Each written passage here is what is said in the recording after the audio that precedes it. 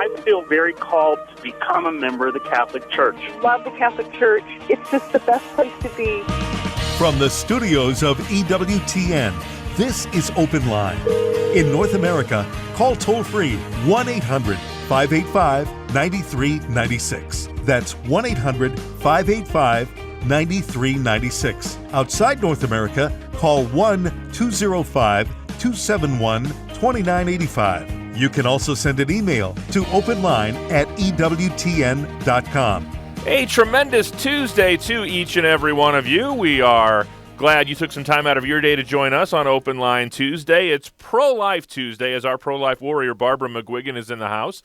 If you've got a question or comment for Barbara, the number's 1-800-585-9396. That's toll-free anywhere in North America.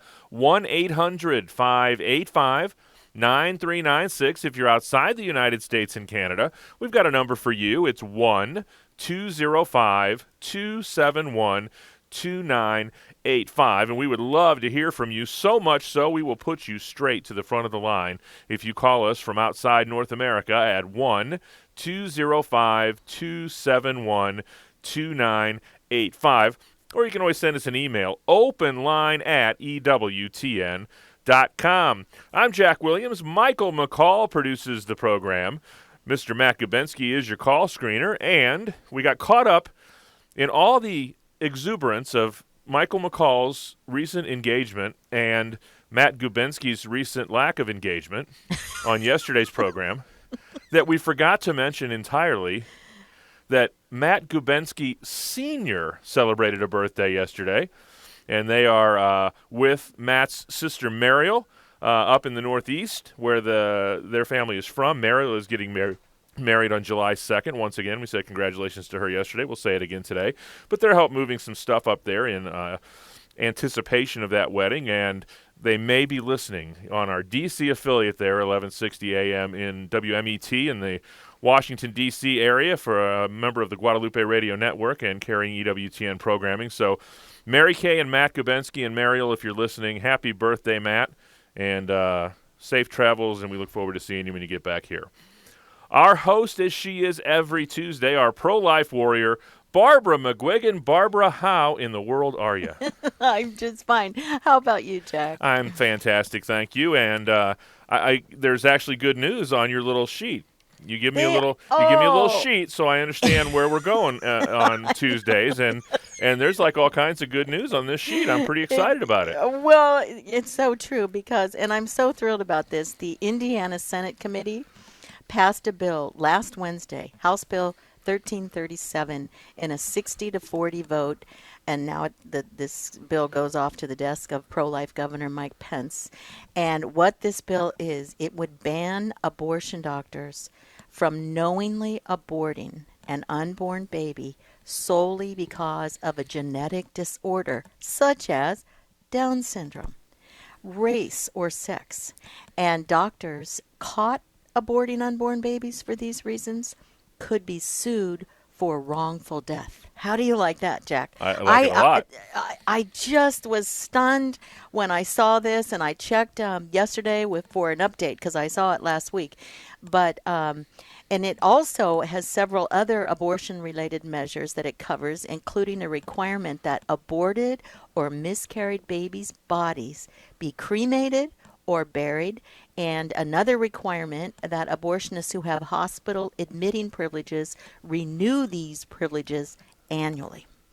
So the purpose of this is to require that aborted babies' bodies be disposed of in a humane way. So this is huge, and as you can imagine, the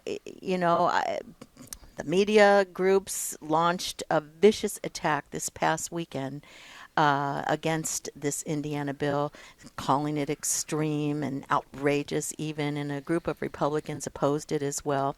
So we need to pray that this opposition will not deter Governor Pence, who is pro-life, from signing the bill into law and establishing a brand new respect for unborn born human life in Indiana. In 2013, this is not the first state, this is the second, I think, for sure. North Dakota became the first state to pass a similar bill to protect unborn babies from abortions because of disabilities. I'll tell you what, the next set of parents that would return their Down syndrome child will be the first ones that I've ever run across. And the overwhelming majority of them would not have them any other way than how they are. Well, and that's it, because I read recently that they have some sort of findings that lead to therapies for Down syndrome. And I was thinking to myself, whoa, I really would like to put that question out there, Jack. Would the parents of children with Down syndrome, what do they think about that? If they could find a cure for this, of course, then I wonder, do they find it in the womb and then expect to abort the child? These parents would never go for something like that anyway. But I was just wondering how they looked upon that, because last week, trying to beat the clock, I was talking about baby Adam, and I had to finish kind of abruptly to get out on time. But I want to tell this story again. Jack, is that all right with you? Yeah, go right ahead. Because Adam was born, baby Adam, over 4 years ago in India. He was immediately abandoned by his birth parents because he was born with severe physical deformities, including a cleft lip and palate, no eyelids, no nose, fused legs together, and some hand abnormalities. So he was considered a curse. And his parents threatened to kill him if they were forced to bring him back to their village. So little Adam, stayed in this hospital where his soon-to-be parents, whom he had yet to meet, happened to be working. Okay, his dad is a psychiatrist there. His mom, Jessica, is a nurse. They'd only been married for 6 months when Adam was born. And when they heard about this abandoned baby boy, they went to see him. And what big hearts they have, they adopted him. And they had friends in the United States because, see, they had the proper amount of love that you need. See, this is what is so important. For example, if a person is born blind, love says, I will be your eyes. I'll do everything possible to help you see, to help you to read. To a person born deaf, what does love say? I will be your ears. I'll do everything possible to help you communicate. What if a baby's born without the use of his arms or legs? Love says, I will be your arms. I will be your legs, and I will do everything I possibly can to help you become mobile. See, this is how, as I was saying at the end there, how we have to think. And that's precisely what this young married couple did. They talked to their friends in the United States. That this little boy then had surgery to build eyelids and to protect his vision. Surgeries to fix his cleft lip and give him a palate that allows him to eat food. He had surgery to remove cysts from his ears and nose, in addition to placing a tube in one of his ears. If you go on liveactionnews.org, you can see this whole article. It is one of the most beautiful articles I've ever read. It's called Baby Adam, Whom Others Called a Curse, Shares Why Every Child is Precious. And so the mother, now this is what, I'm going to try to read this without getting all choked up. She said, when I have an eternal perspective, convenience loses its meaning, because she was saying how they spend days in the hospital. He has 2 little brothers now, so they have a little family. And she said, because convenience infers that I need ease and my preference in order to live and enjoy life. So having a child whose needs may limit my convenience may infer that I am suffering. How can I check off a bucket list of dreams and ambitions and sights to be seen when I have a child who cannot walk and who needs sponge bathing and dressing changes every night? If anything, Adam's disability enables us to see his, all in caps, H-I-S, meaning God, his ability, God's ability to make beauty in the midst of brokenness. And she talks about how Adam has no need to justify his existence. His existence is justified because he was made by a holy God and made in his image despite all the flaws our human eyes see. I long for people to know all the cool things Adam can do instead of letting them know that Adam is the cool thing. His life is a living, breathing miracle simply because God breathed life into his lungs. This little boy has like these two little stumps for legs, and he hops. He hops all over the place. Well, and I'll tell you, if you one look at a picture of him will just melt your heart. Oh, goodness, yes. I mean, it's shown with a little brother there, but they actually have two other children, or one other children, so three altogether. And, I mean, this is just beautiful. This is what love does. This is how love thinks. You know, we talk about Helen Keller. Remember Helen Keller, Jack? Oh, yes. She couldn't hear. She From was Alabama. unable to see. We know her very well here. Oh, really? I didn't know that's where she was from. She is. Well, she was diagnosed by her doctors having acute congestion of the stomach and the brain. They called it brain fever, at least at the time. She appeared to many as a lost cause, a hopeless case. And people look at babies now today just like that, too. But what happened? Anne Sullivan, Helen's teacher, saw her, just like this couple, baby Adam's adopted parents. She saw for her who this child really was, a child of God with great dignity. And so she brought Helen Keller to her full potential for greatness, Jack, but at the same time, God was bringing Helen Keller to her full potential for greatness. That's what this is all about.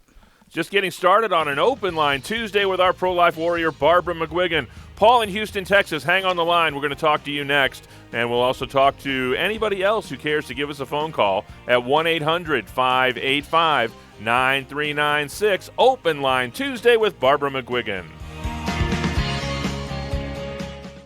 Hi, I'm Doug Keck, the host of EWTN's Bookmark, and I wanted to tell you about a new book, Praying with Mother Angelica, Meditations on the Rosary, the Way of the Cross, and Other Prayers. It's a new book that's out from Mother Angelica, and with me is Father Joseph Mary Wolf, our chaplain here. And Father Joseph, you knew Mother for many, many years, worked very closely with her, and you could appreciate this book and recommend it.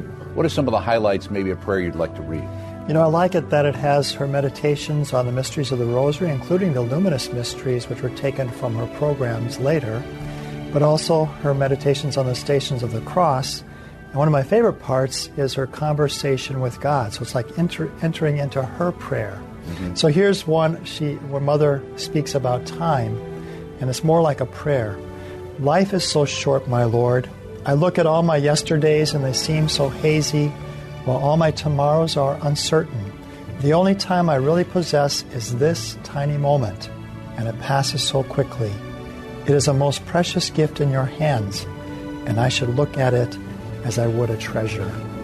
Exactly, and as Mother always said about living in the present moment, and now is the moment for you to check out Mother's new book, Praying with Mother Angelica, Meditations on the Rosary, the Way of the Cross, and Other Prayers. You won't be sorry. It's a wonderful new book available right now. Order it today. To get your copy of Praying with Mother Angelica, log on to our web store, EWTNRC.com, and type in item 80008, 24 hours a day, 7 days a week. Hello, this is Bishop Ronald Gaynor of the Diocese of Harrisburg, Pennsylvania. This is Michael Warsaw, Chairman and Chief Executive Officer of EWTN. Hello, this is Father Mitch Pacwa. Have a blessed Lent from all of us at EWTN Radio. This is Open Line on the EWTN Global Catholic Radio Network. If you have a question or comment, call 1-800-585-9396. Outside North America, call 1-205-271-2985 or send an email to openline@ewtn.com.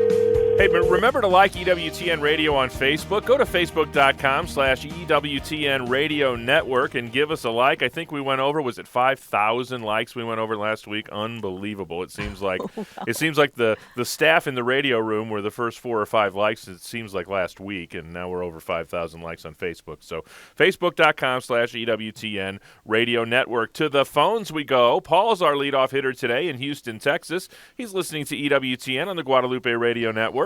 Paul, you're on with Barbara McGuigan. Thanks for holding. Hi, Paul. Good afternoon. Hi. Yes, How my can we help? question is, if a Catholic wanted to vote for a Democratic candidate, and that Democratic candidate, which most of them are, happen to be pro-choice, how does the church feel about that? Is that sinful, or what? How do they feel? Because I know that some Hispanics may want to vote for a Democratic because there would be softer on immigration than, say, a Republican. Yeah. Why would a Catholic, if a Catholic was formed in the faith, if a Catholic understood that the Catholic Church has always condemned abortion as a grave evil, why would a Catholic want to be an accomplice in this grave evil? Which is what a vote for someone whom you know is vehemently pro-abortion, because that's what pro-choice is. If you ask the question, pro-choice to do what? Pro-choice to kill an unborn child, to have a little unborn baby ripped from his mother's womb piece by living piece. So, of course, if you were a Catholic, a true Catholic, you would not even consider voting for someone who is going to make certain that abortion laws will stay in place, partial birth abortion laws will stay in place, harvesting aborted babies like Planned Parenthood has been up to stays in place. You would be a fool, really, to say, oh, well, because I like his other positions, I am going to vote. No way. No way. Pope John Paul declared in 1995 that the Church's teaching on abortion is unchanged and unchangeable. So he actually made a declaration that direct abortion, abortion willed as an end or as a means to an end, always constitutes a grave moral disorder, since it is the deliberate killing of an innocent human being. And so we have to take that and run with it. I mean, and this all goes back to the Didache. If you go on Catholic Answers, and you can look up abortion as well, you get the history and all of this, back to first century Christians. Okay, so, I mean, there's so much about this. So, but here again, what if you never heard the message? This is why we have to get it out there, Paul. I know you know this. This is why we have to let them know how serious a decision this is to vote for a candidate who will ensure that the killing of unborn babies stays in place. That is very serious. Now, maybe you didn't know. Maybe you didn't know. Maybe you did the last couple times you voted for this candidate. You can repent. The priests I know, you go to confession and you confess that you voted for someone who was vociferously pro-abortion. Even if they're not vociferously pro-abortion, they still agree that abortion should be done in certain instances. Then you confess your sin and receive your penance and atone for it by speaking out against it. Okay? Yeah, it wasn't me. I'm just asking about other people. Right. Well, no, I didn't think it was. Okay. I didn't think it was you, but that's the whole. That's the approach I take, because why would you want to be an accomplice in a condemned and grave evil? Goodness. I agree. Yeah, you got to stand before God one day, and you got to give Him an account of your whole life and all the sins you committed. Boy, that's the last one I would want to stand before God and confess. Oh, please. And He's not going to ask you if you were a Republican or a Democrat. No, He could care less. And I'm not either, so there you go. Paul, thanks so much for hanging in there. We appreciate it there in Houston, Texas. Sure do. Well, heading out of Spokane, Washington, Brother Daniel is on the line in Spokane, listening to EWTN on Sacred Heart Radio. Brother Daniel, welcome to the program. You're on with Barbara. Hi, Brother Daniel. Yes, it's time for the Easter sheepdog to make his visit to the Barbara fold. The Barbara fold. Okay. I like that. How can we help? Okay, What do you got? Well, I wanted to share several things. Okay. There are two books that, if they're still in print, one of them is called Maze Boy, and this is a true story. It was a lady named May Linke. They made a movie out of this in '83 for kids. Clarice Leachman starred in it. Okay, the little baby was abandoned by its parents. It could neither see nor hear, could not speak, couldn't walk. They called May because she would take foster children, and they said, he only has 2 days to live, and she said, I'll be right there. Nobody dies on May Linke. Her husband was gassed in the First World War. She remarried after he died. She had this little baby for years. She made a little harness so she could walk with him. Mm-hmm. They got a piano. The parents made fun of her. They called him retarded, and she'd go out and fight, for her son. One night, she's laying in bed, and they hear music, and she said, Joe, that's her husband, did you turn off the TV? Yes, he did. She went downstairs, and she's standing there crying. Her little boy is playing Mozart on the piano, and she hugged him and said, it's all been worth it, Joe, come quick. And he came down figuring that somebody would break into had broken in. Here's the little guy going bananas. And before she died, he was able to talk in simple sentences. They got another caretaker for him. He was on Merv Griffin. Wow. I had to get up and walk out of the room and cry when I saw this. Oh, yes. The other book is the autobiography of Ronnie Millsap. Okay. His parents dumped him in the state school at 5 years old. He never saw them again. Oh. He went on to make a good life. They sent him to be a lawyer because that's what blind people did. Mm-hmm. And the roommate wouldn't stay with him because he was blind, and it just about shattered him because he'd never known any different. Yeah. And, of course, the rest is history. Wow. Thank you for sharing the little Adam. Baby Adam. My brother wanted me, Barb, because he wanted someone to ride in the back of the car with him because it was lonely. Yes. And he gave up a job and a marriage to come home and save his brother so Mom's relatives wouldn't kill me. Now, you were born blind. Right. You've been blind from birth, right? No, 5 months after. I was a little preemie baby. I see.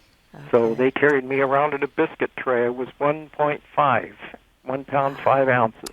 My goodness. A miracle you survived, huh? Yeah, and quite literally, because I was supposed to come in May, but I was in a hurry, so I came on St. Mattathias, 24th of February, and the doctor says, I would have showed up the night before. He said, yeah, I'm not coming in till tomorrow. Put a cloth on her. So I had to wait. But, Barb, for the people, the progressives, and the liberals that think, everything's hunky-dory except the real faith, they'll have to answer for it. Yeah. The ones who are listening will hear. And do not waste these next 3 weeks, including this one. Yeah. Go to confess. Well, I got a message from the boss. Mm-hmm. And the boss says, give your soul some extra beauty. Be sure and make your Easter beauty. Yeah. That's cute. My husband and I are going tonight to confession. Yay. Yep. And all of you who do the devotion to the Divine Mercy, it's a double shuffle this year because the Holy Father has granted a Jubilee Day on Mercy Sunday. Wow. Whoop it That's up, kids. Great.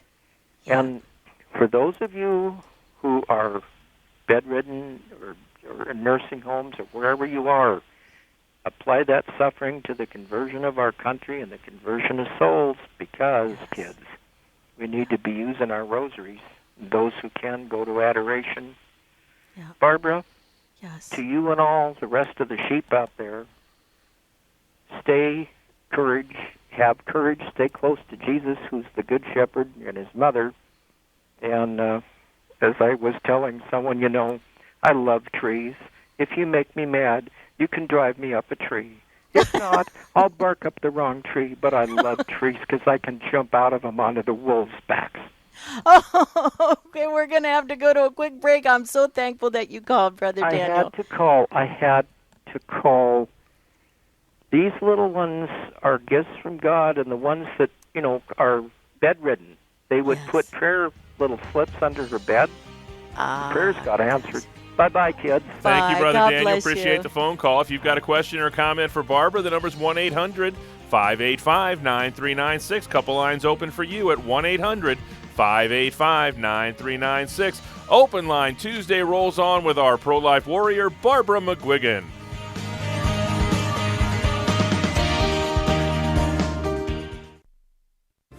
Check out EWTN's official YouTube channel. Just follow the link on our homepage at EWTN.com or go to YouTube.com/EWTN. Watch EWTN's live shows or today's homily from the Daily Mass. Click the upload button to see our most recent clips. You can also find all of EWTN YouTube content by clicking the playlist button. It's all on the official EWTN YouTube channel at YouTube.com/EWTN. Visit today.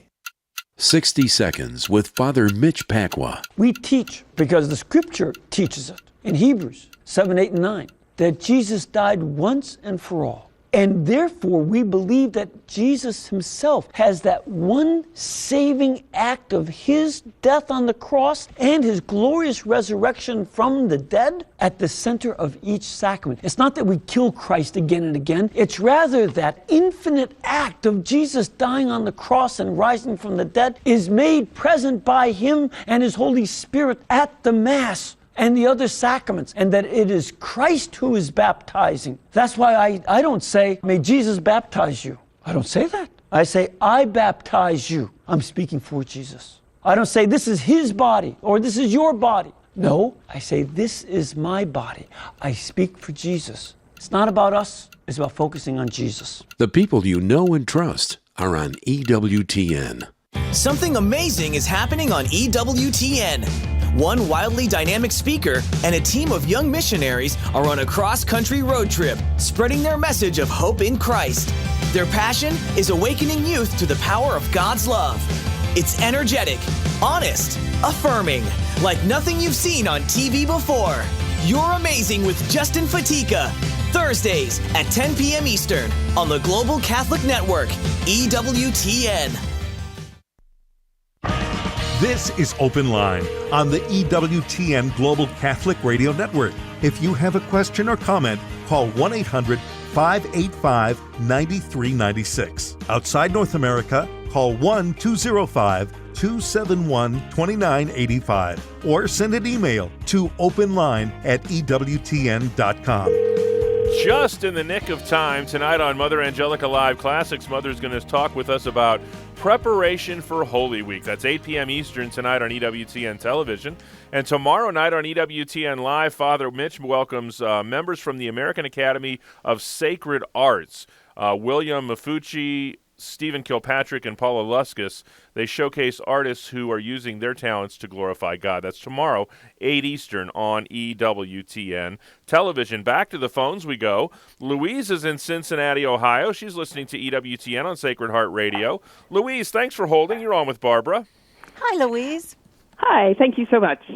Thank you for answering the last question you did. Was that about voting and if you can vote for a Democrat? Right. And that was kind of what I wanted to bring up, that we have elections today where I live. Okay? Oh, I know you do. It's Super Tuesday, right? Super Tuesday, right. Yeah. And a lot of people saying, vote for Kasich because then, you know, like Rubio, I think, endorsed him, or didn't endorse him, but said vote for him and try to keep Trump from getting in there. Yeah. But I know a bunch of young people who are saying, and they sent me this article, is it okay for a Catholic to feel the burn? They're saying, well, Kasich's not going to win anyway, and Bernie's actually going to do something to stop abortion because he's going to help the poor people. And this article I have, it's from Pathos.com, if you're familiar with that. I am. And you know that? And it's it's from, they're quoting, though, from the bishops, the last one they had. I mean, it's just so confusing to me. The last time it was 2007, the bishops were real clear-cut. And I know the way I want to vote, but, you know, I want to get, you know, a good pro-life person in there, but I don't know how to answer these people. But this one, it says, if the voter's intent is to support the position, like abortion, it would be wrong. Right. But, you know, if you're going to say, well, I'm going to vote for him because I want to promote abortion, but if that's not your intent, it could be okay. Yeah, no, that was a flawed document. That was a flawed document, and it has been corrected. It has been corrected. Okay. Well, thank you so much for telling me. Right. Sure, because who wants to be an accomplice in something as evil as abortion? That's right. Yeah. And especially if you know the church is teaching and you do this anyway, I mean, my goodness. You have to stand before God, as I said to the gentleman that called earlier, and you're going to have to answer for that. Why did you think that was okay? Right. So it's most unfortunate, isn't it? It's most unfortunate, and even more unfortunate when I came upon this is that Georgetown has asked Cecile Richards, I heard to come and speak. And I'm thinking to myself, how many deaths? I mean, they figured out, the Cardinal Newman Society pointed out that Planned Parenthood has killed more than 2.8 million babies since 2006 when Richards took the helm. And so she is responsible for, she's the head of Planned Parenthood. And they actually looked up 36 most murderous dictators of the 20th century and how many deaths that they ordered. And Planned Parenthood's toll far outweighs all of the dictators that actually it's a very good article. You need to read this article because how many deaths must a person be responsible for before Georgetown administrators become squeamish about allowing the individual free rein to influence the students? Now, we're talking about the students at Georgetown in their care with a blatantly anti-Catholic ideology promoting the culture of death. How many murders have to take place before? I mean, this is an abomination before God. And if you want to, I did, you can go on LifeSite News and you can go to their petition. Okay. No Planned Parenthood president at Georgetown University. This is supposed to happen on April 20th. Okay. So I would, certainly look into this and try to sign the petition. And thank you, Louise, for calling. God bless you, dear heart. Okay, well, it's no wonder these kids are confused, though, huh? Oh, no wonder. So the article that you said was flawed. Where can you get the one? I mean, what can I say to them? Because today's voting day, like I said. Right. Oh, you know what? I don't know the name of it. Faithful Citizenship. Jack, do you remember that? I don't.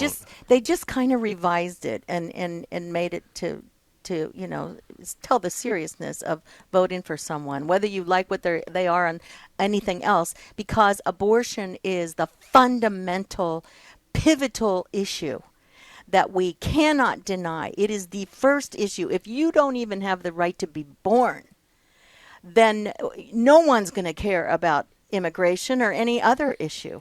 Euthanasia, nothing. If you don't even have the right to be born and the right to life and, the pursuit of happiness, of course. So it's a fundamental issue that you have to get right on. Bottom line. But you know what? Look up Faithful Citizenship, Louise. Look that up, and I will look it up too because I know I have it here somewhere, but not at my fingertips right now. Louise, thanks so much. We appreciate the phone call there in Cincinnati, Ohio. We've still got a couple lines open and plenty of time for your phone calls at 1-800-585-9396. Toll free anywhere in North America. Next up is Alejandra. She's in San Antonio, Texas, listening to EWTN on Guadalupe Radio. Alejandra, thanks for holding. You're on with Barbara. Hi, Alejandra. Thank you so much, and thank you both for the work that you do at Catholic Radio. I just have a comment. Somehow I'm not convinced that the Republican Party is a good choice because basically the front runner, Donald Trump, he doesn't show respect to the human dignity, even on the people that don't agree with him. I mean, definitely it will be a disaster if this guy gets to the presidency. And for me, the respect of human dignity is not just for the unborn, but for the whole human spectrum. And how can we even support a person like Donald Trump, like the front runner so far for the Republican Party? For me, it will be like the risk of the Third World War, something like that. This is very kind of reminds me Hitler, basically, this guy, the way that he behaved. Okay. That he cannot stand anybody to be on contrary to what he thinks or says, and he doesn't show any respect at all. I mean, it's just... Well, Alejandra, and I totally get what you're saying. I understand what you're saying. And when we talk about respect for the unborn, you see, there are no two closer people in the world than a mother and her baby. You can't hurt one without hurting the other. You can't help one without helping the other. So when we talk about respect and dignity for the unborn child, we're also talking about respect and dignity for the mother and the father as well. But you see, when you have a candidate who supports Planned Parenthood, which betrays women on a daily basis, right? They are the ones who are more than willing to rip a baby from a mother's womb piece by living piece. See, at least, I'm not a Republican, I'm an independent, but the whole thing is, at least the Republican Party wants to defund Planned Parenthood. They want to stop their harvesting practices and selling practices. And so you have to consider this. Now, to take a certain person like Donald Trump, that's somewhat of a conundrum. There's no doubt about it. But he is, as he says, pro-life. He had a conversion, which is what he says. Sometimes he doesn't speak with the appropriate amount of respect. And I understand what you're saying there. I totally understand what you're saying there. And hopefully we have to pray. We have to pray that God will give us a leader who will be able to do what is right for this country. And but to say that you can go ahead and, because if you don't like him, you can go ahead and vote for a platform that is vehemently pro-abortion, vehemently for Planned Parenthood, that's a big problem. I mean, it's a problem you have to answer to God for. Not to me, not to Jack, not to anyone else, but God.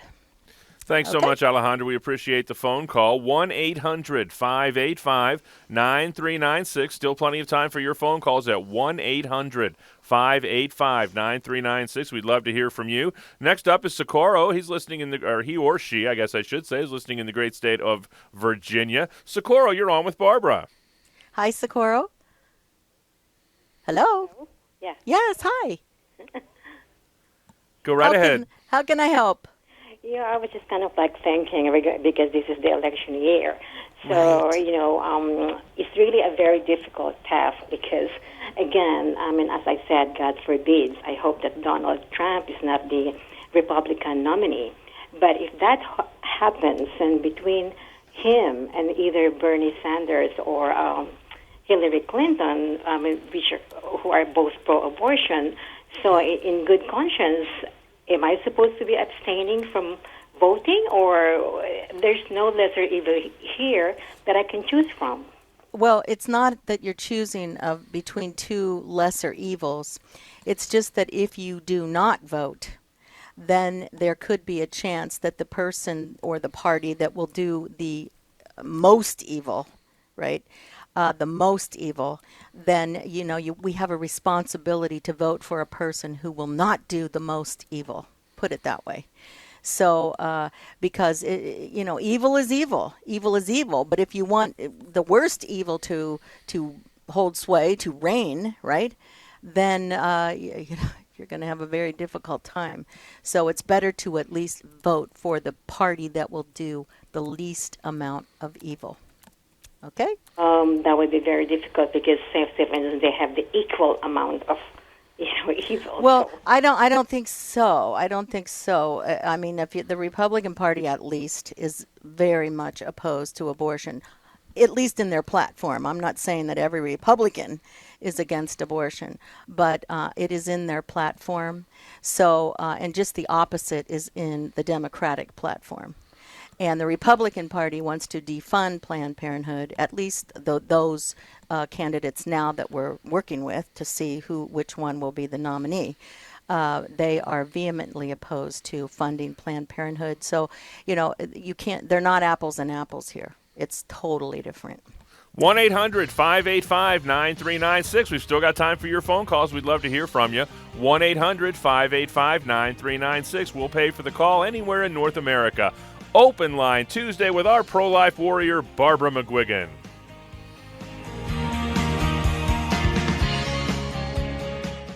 This is Al Cresta, host of Cresta in the Afternoon, and Cresta in the Afternoon looks at all of life through the lens of Scripture and the teaching of the Catholic Church. Church teaching is the light by which we view the world, and so we'll explore everything, from abortion to Hollywood, and from the First Amendment to the United Nations, and everything in between. Following St. Paul, we're seeking transformation through the renewing of our minds. So that's Cresta in the Afternoon with me, Al Cresta, weekdays 4 to 6 p.m. Eastern on the EWTN Global Catholic Radio Network.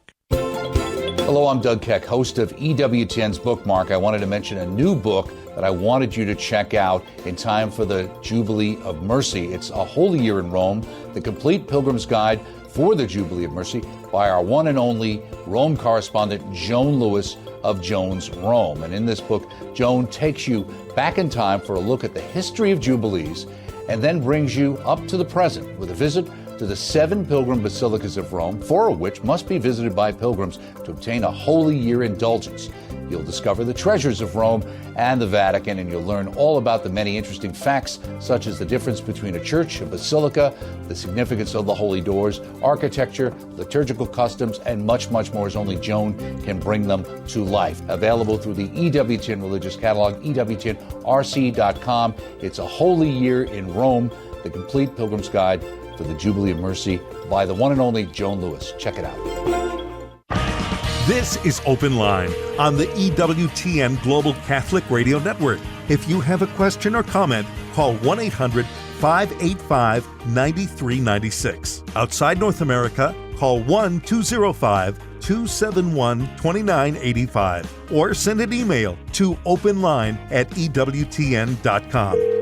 The first offering from EWTN Publishing is out and now available. Praying with Mother Angelica, short and powerful reflections, a beautifully bound collection of Mother's original writings from the 1970s. Available now at the EWTN Religious Catalog. Go to EWTNRC.com and ask for item number 80008. That's item number 80008 at EWTNRC.com. 1-800-585-9396 is our toll-free number.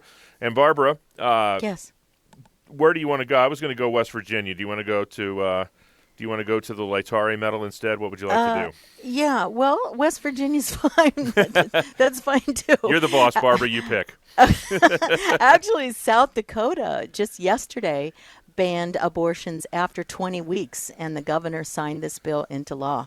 So it's all about a pain-capable unborn child protection act. Governor Dennis Dugard signed this pain-capable unborn, and that is really a wonderful thing. That's a good thing. Other states also have pain-capable bills protecting preborn children. Alabama, your state, Arkansas, Georgia, Idaho, Kansas, Louisiana, Nebraska, North Dakota, Oklahoma, Texas, West Virginia, and Wisconsin. So, you see, that's a beautiful thing when you get a pro-life governor. I mean, it is a beautiful thing. And Utah filed a bill. This was a couple weeks ago, Bill 442, and that bill would prevent dismemberment abortion.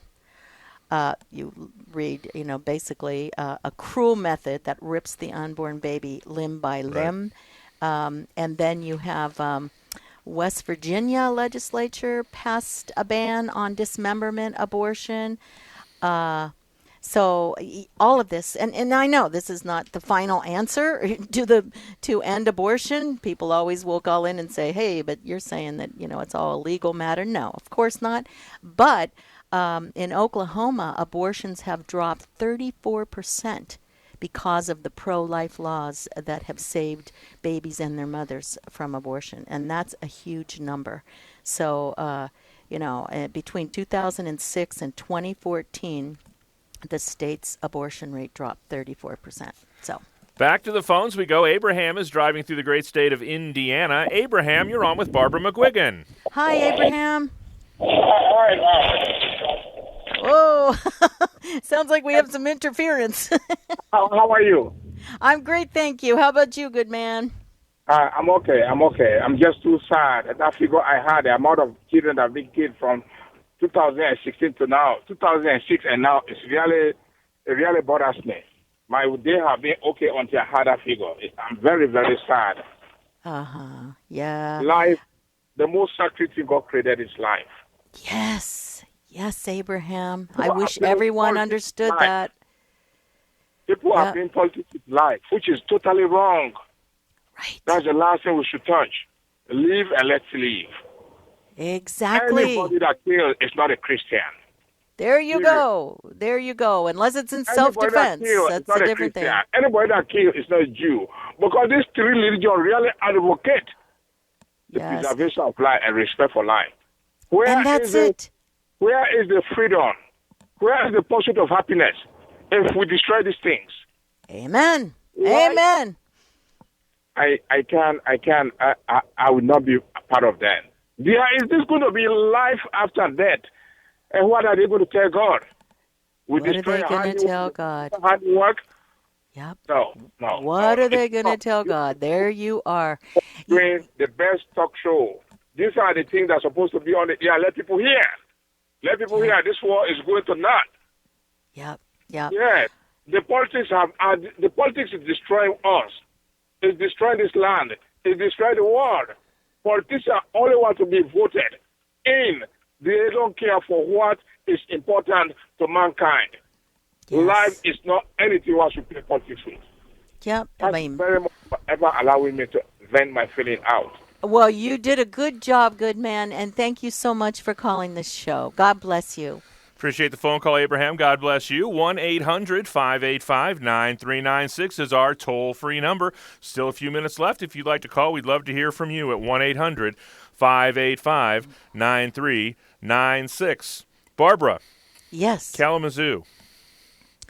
Now, wait a minute. I got to figure out what's Kalamazoo. My best friend is from Kalamazoo, Michigan, and there was a shooting there, and yes. And there's a pretty remarkable story that came out of that tragedy in Kalamazoo. You know what? You are so right about that, and I just have to find out where that is. There was a little gal by the name of Abigail who was shot. I guess this was last weekend, Jack, or the weekend before? Yeah. She was shot, and by this massacre. It was in a massacre, and they declared her brain dead.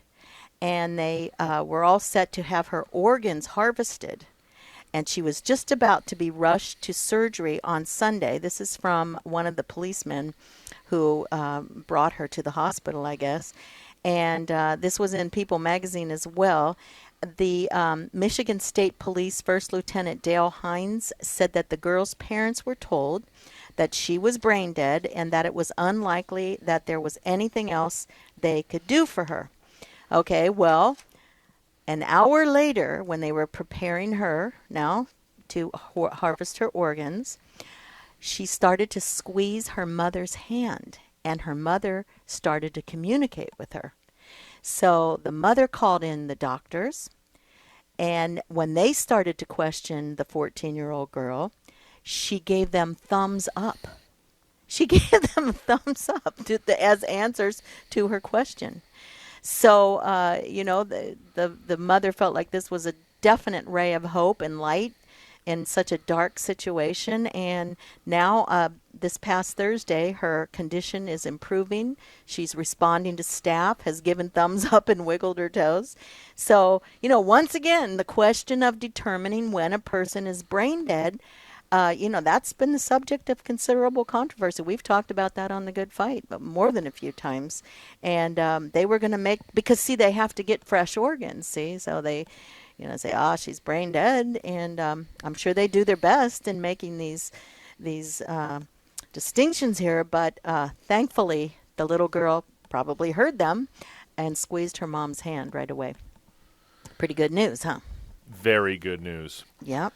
And then the last thing I think we wanted to get to today, Barbara, the Bishop Rhodes had some comments that he made regarding Joe Biden, our vice president, being awarded the Letari Medal at the University of Notre Dame.